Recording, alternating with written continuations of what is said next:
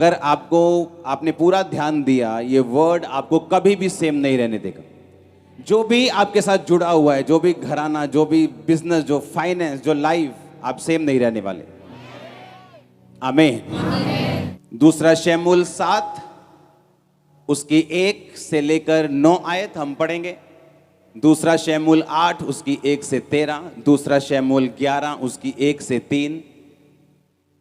और उसके बाद भी मैं आपको बाइबल के अलग अलग वचनों में आपको लेके जाऊंगा। उसके लिए मेरे पास बाइबल होना और आपके पास बाइबल होना जरूरी है। दूसरा शमूएल 7 उसकी 1 से 9 आयत को मैं पढ़ूंगा। आप अपनी स्क्रीन पे पढ़ेंगे, अगर बाइबल है तो अपने पास पढ़ेंगे। जब राजा अपने भवन में रहता था तो यहोवा ने उसको चारों ओर के सब शत्रुओं से विश्राम दिया था। और तब राजा नातान नामक भविष्यद्वक्ता से कहने लगा, देख, मैं तो देवदारू के बने हुए घर में रहता हूं, परंतु परमेश्वर का वचन, उसका संदूक तंबू में रहता है। नातान ने राजा से कहा, जो कुछ तेरे मन में हो उसे कर, क्योंकि यहोवा तेरे संग है। उसी रात को यहोवा का ये वचन नातान के पास पहुंचा, जाकर मेरे दास दाऊद से कहे, यहोवा ये कहता है कि क्या तू मेरे लिए निवास घर बनाएगा? क्या मेरे लिए तू मेरे निवास के लिए घर भी बनाएगा? जिस दिन मैं इजराइलियों को मिस्र से निकाल लाया, उस दिन से आज के दिन तक मैं कभी घर में नहीं रहा, तंबू के निवास में आया जाया करता हूँ। जहाँ जहाँ मैं समस्त इजराइलियों के बीच फिरता रहा, क्या मैंने कहीं इजराइल के किसी गोत्र से, जिससे मैंने अपनी प्रजा इजराइल की चरवाही करने को ठहराया है, ऐसी बात कभी कही कि तुमने मेरे लिए देवदारू का घर क्यों नहीं बनवाया? इसलिए अब तू मेरे दास दाऊद से ऐसा कह, सेनाओं का यहोवा यो कहता है कि मैंने तुझे भेड़शाला से और भेड़ बकरियों के पीछे पीछे फिरने से और इस मनसा से बुला लिया कि तू मेरी प्रजा इजराइल का प्रधान हो जाए। और जहाँ जहाँ कहीं तू आया गया, वहाँ मैं तेरे संग रहा और तेरे समस्त शत्रुओं का तेरे सामने से नाश किया।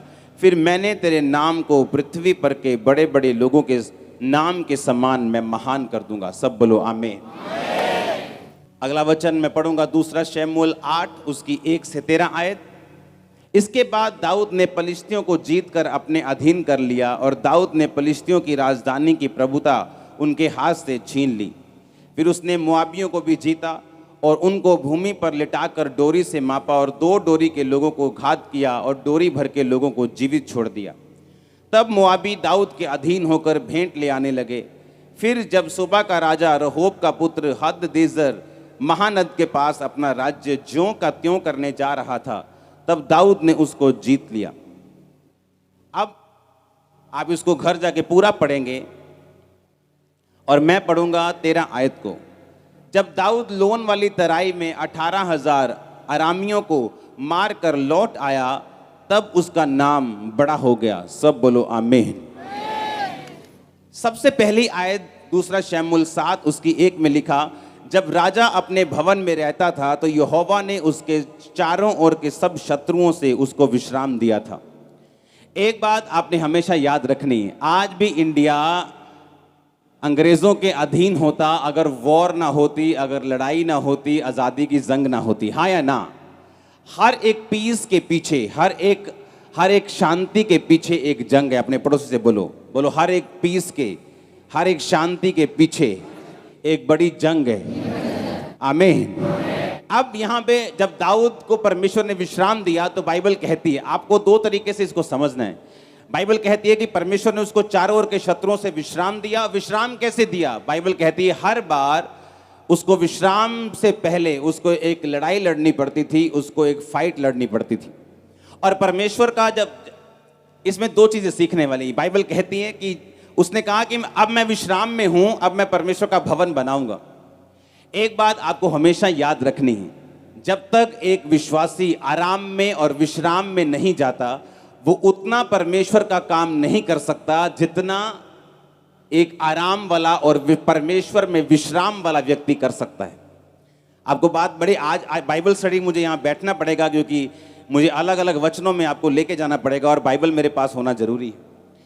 एक बात हमेशा याद रखो, अगर आपको मालूम है कि परमेश्वर ने आपसे वायदा किया कि मैं तुझे बेस्ट दूंगा, तेरा घराना बेस्ट होगा, तेरा तेरा तेरा परिवार बेस्ट होगा, तेरा फाइनेंस बेस्ट होगा।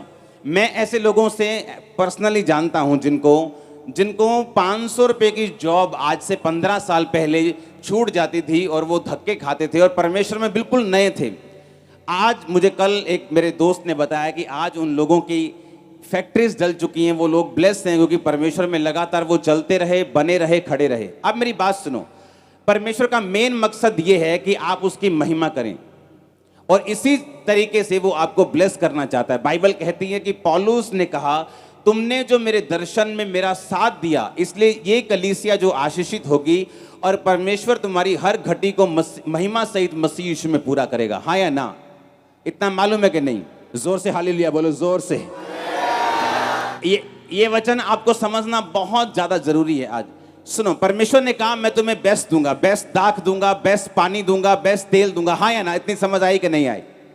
अब हमें ये बात समझ आ रही है दाऊद के इन वचनों को पढ़ के कि जब वो विश्राम में था तब उसने बात की कि मैं यहोवा के भवन को बनाऊंगा।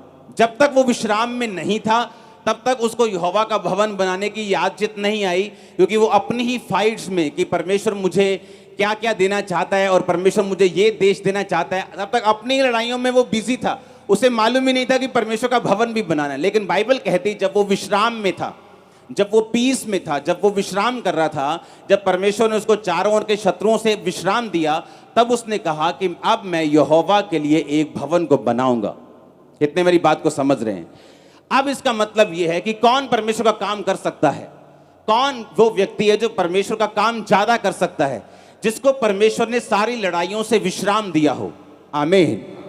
इसका मतलब विश्राम उसी को मिल सकता है जिसने लड़ाइयां लड़ी हों और अपनी लड़ाइयां जीती हों। इतने तक बात को समझ गए हो? अब यहां पर परमेश्वर का वचन यह कहता है कि परमेश्वर ने उसको कहा कि मैं अब तेरे नाम को पृथ्वी पर के बड़े बड़े लोगों के नामों के समान महान कर दूंगा।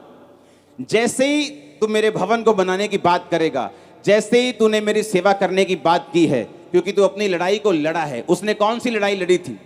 हर बंदे की लड़ाई अलग है। किसी की लड़ाई व्यभिचार से है, किसी की लड़ाई चोरी से है, किसी की लड़ाई डर से है, किसी की लड़ाई रिश्तेदारों से है, किसी की लड़ाई किसी चीज से है। हर एक व्यक्ति की कमजोरी और हर एक व्यक्ति की लड़ाई जो है वो अलग अलग है। कितने मेरी बात को समझ रहे हैं? अब बाइबल कहती है उस लड़ाई को लड़ने के बाद और उसको जीतने के बाद ही आप परमेश्वर के काम को कर सकते हैं, क्योंकि परमेश्वर जब आपको विश्राम देता है तो परमेश्वर का काम हम अच्छी तरह से कर सकते हैं। जब दाऊद को चारों ओर के शत्रुओं से विश्राम मिला तो बाइबल कहती है कि उसने कहा कि अब मैं यहोवा के भवन को बनाऊंगा। यहोवा तंबू के घर में रहता है, मैं देवदारू के घर में रहता हूं और मैं परमेश्वर के घर को बनाना चाहता हूं। जब परमेश्वर के सामने बात चली तो परमेश्वर ने कहा तू इस घर को नहीं बनाएगा, तेरा बेटा इस घर को बनाएगा, क्योंकि तेरे हाथों पे बहुत सारी लड़ाई है, इसलिए तेरा बेटा इस भवन को बनाएगा। लेकिन मैं तेरी गद्दी को बनाए रखूंगा और मैं तेरे नाम को बड़े बड़े लोगों के समान, इस पृथ्वी के बड़े बड़े लोगों के नाम के समान मैं महान कर दूंगा। मैं आपको यह वायदा करता हूं, अगर आप फाइट करते हैं, वो फाइट किससे है? अविश्वास से। वो फाइट किससे है? शैतान से।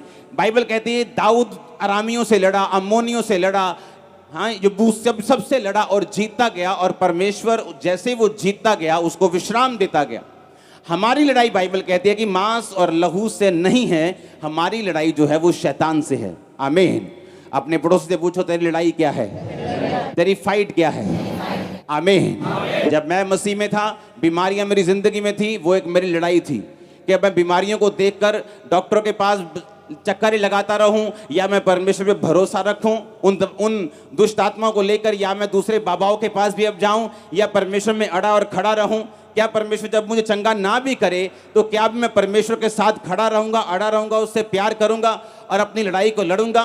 पौलुस कहता मैंने अच्छी कुश्ती लड़ ली है, मैंने विश्वास की अच्छी लड़ाई को लड़ लिया है। मैं परीक्षाओं में नहीं बहका, मैं जब विश्राम था तब नहीं बहका, मैं किसी तरह से नहीं बहका, मैंने विश्वास की अच्छी कुश्ती को लड़ा है। अब बाइबल के वचनों को आपको ध्यान से समझने की जरूरत है। आपका बेटा नशा करता है, घर का सिलेंडर तक बेच देता है जब आप चर्च में आते हैं, तो ये आपके लिए एक फाइट है कि इसके बावजूद भी क्या आप परमेश्वर में खड़े रहते हैं? क्या इसके बावजूद भी आप परमेश्वर का पर विश्वास आपका कम तो नहीं हुआ? क्या आपने चर्च आना तो नहीं छोड़ा? क्या आपने परमेश्वर के साथ प्रेम करना तो नहीं छोड़ा? क्या आपने बाइबल पढ़नी तो नहीं छोड़ी? क्या आपने वचन पढ़ना तो नहीं छोड़ा? क्या आपके रोजे कम तो नहीं हुए?